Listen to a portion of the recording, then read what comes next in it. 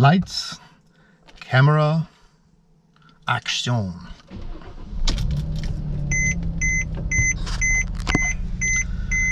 Well, service exceeded by 175 days. Time to change the oil. When do you change your oil? Well, this thing here is not locking on its own. The automatic lock. Some new failures with the Mercedes. There has been some new failures. The car doesn't lock anymore on its own. Windows are dirty. I don't know if the windows are dirty from the inside or from the outside. I have to get out of my tight parking space here. So the story with this car, brothers and sisters, a little bit more. Let's go get the faucet. I have to go pick up a faucet for my kitchen.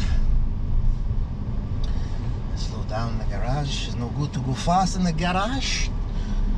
I don't need accident. Oh, there's no driver. I guess they have a remote starter because there's nobody in that car. Just have to go pick up the faucet at the faucet place, and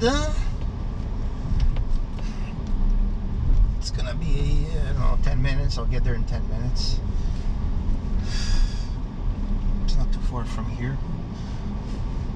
The car's coming. Johnny, let's go. It's all good. It's a rainy day here in Montreal. Turn on the air conditioning. So let's go there.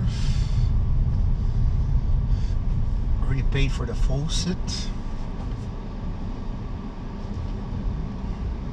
I was about to honk because the car in front wasn't moving.